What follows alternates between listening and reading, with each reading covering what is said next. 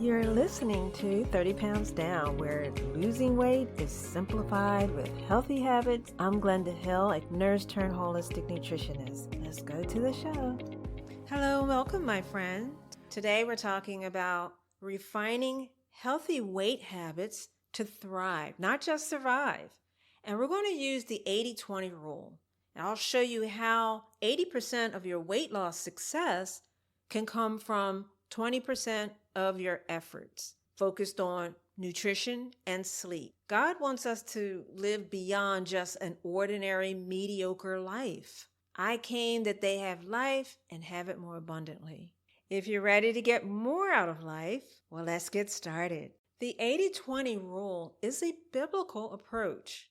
It's also known as the Pareto principle. Luke 16:10 reminds us that he who is faithful in what is least is faithful also in much. How would you feel if with this approach you could achieve permanent weight loss? Well, it's possible, my friend. And being faithful to healthy eating and sleeping habits, you will begin to see positive changes, and then you'll find yourself motivated to continue and embrace even more healthy practices. But you'll have more enthusiasm, right? The reason why we want to go with the 80-20 is because we want to focus on what matters. With only 24 hours in a day, focusing on two key habits, nutrition and sleep, can make your life more manageable, and they can lead to losing pounds and gaining energy. I used to think that weight loss was all about diet and exercise. And if you notice, those are two key habits that people usually go for weight loss. However, I noticed that diet and exercise was not the right combination for me. Nutrition and sleep are the two habits that was the sweet spots for my weight loss success. But eating more fruits and vegetables wasn't enough. I realized I had to stop eating potato chips and French fries, and I had to get off the computer by 10 p.m. so that I could sleep for 8 hours uninterrupted. And when I refined my habits, not just with the food, but also with the sleep, everything got easier for me. Not only did I lose the weight, but I also gained spiritual energy to resist temptations. This shift didn't just help me survive, it helped me to thrive. I want to ask you, are you open-minded? Are you an open-minded person? Well, when it comes to refining your diet, I suggest that you add before you subtract. What I mean by that is start by adding whole foods before you start subtracting foods that do you harm. You want to add whole foods, and then you want to subtract one processed food from your diet each week. I know this isn't a small change, but how open-minded are you? If doing this is what you'll need to reduce the cravings and to help you to regulate your metabolism, to give you energy, it's worth a try. Focusing on whole food nutrition is what's going to fuel your life that thrives. Think about fruits, vegetables, whole grains, nuts, and seeds.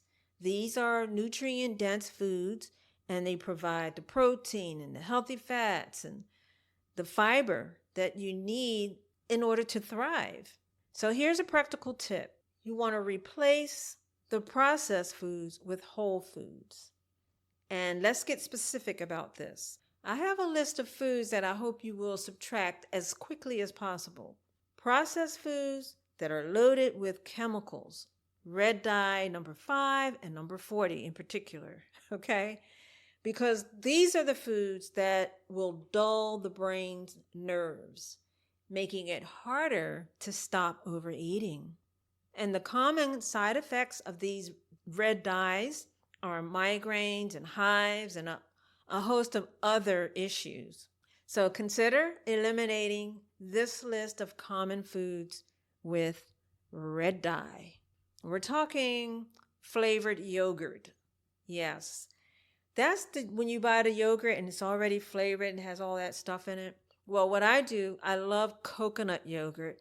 And what I do is I buy it plain and then I add my natural flavors to it, which is fresh fruit and natural sweeteners, right? And you can do the same thing. So that's an easy swap, right? Okay. Now, the other foods that are common with red dyes, icing on cakes and pastries, puddings and ice cream, candy, chewing gum, jello, breakfast cereals. All right, so this is just a short list. Choosing whole foods over these processed foods is going to nourish your body and sharpen your spiritual senses. And this way, you'll stay in tune with hearing God's voice speaking to your heart, guiding you every step of the way. Now, practical tip number 2 is to hydrate throughout the day. But I want you to think of drinking water as part of your nutrition plan. So you don't want to wait until you're thirsty. You want to drink water throughout the day so that you can keep the blood flowing and delivering the nutrients to all your cells, right? Drinking water throughout the day keeps your body in a state of readiness where dehydration is a state of emergency. All right, so let's talk about sleep. 8 hours of uninterrupted sleep at night harmonizes your hormones, tames your cravings, and recharges your energy. Without the quality sleep, even the best nutrition plan can fall short. So practical tip number 3 is to create a sleep sanctuary. So you want to transform your bedroom into a sanctuary of rest. Keep it clear of the clutter. And when you're ready to go to bed, make sure it's quiet in that room. Make sure it's dark and free of distractions like your phone or your TV. A peaceful environment makes it easier to fall asleep and to stay asleep, giving your body the rest that it needs. Practical tip number 4 is to set a bedtime alarm. We often set an alarm to wake up, but how about setting one to remind us to wind down? Set an alarm maybe an hour before your bedtime, and then when it goes off, you can start preparing for sleep. You want to dim the lights, turn off the screens, engage in relaxing activities like reading or meditating. This helps you to fall asleep faster and helps your body to get the rest that it needs. Okay? Earlier, I asked, how open-minded are you? There's a reason I asked that question. There are hundreds of people thriving by choosing ambitious goals. You may have heard about people who moved out of the city into the country and they live off the grid. They leave the convenience and predictability of the modern life, not just because they want to escape the 9-to-5 hustle and grind. No, they're motivated by a desire to reclaim their health, to be in control of their time and their energy, and to live in alignment with their values. Now, this may not be your dream, but what is your dream? What is your reason for losing the weight and wanting to keep it off? What is going to drive you to be so motivated to practice these healthy habits that matter? Can you imagine a family who commits to filling in their backyard pool with dirt so that they can create a garden? Now, on the surface, this may seem like a really quirky idea or a radical lifestyle choice, but they were driven to grow their food, live more connected to nature, and to take control of their health. So the garden represents more than just a source of fresh produce, and to have a life that is healthier and simpler.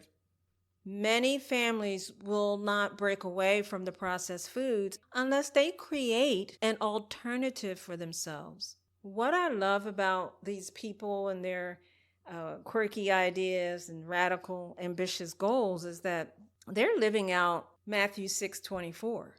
No man can serve two masters.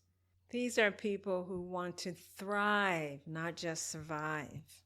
I'm living a healthy lifestyle to take control of my health, but I want to do it in a way that glorifies God and in a way that I feel deeply satisfied. Health is my wealth, and I've found a sense of peace and joy that I didn't have before.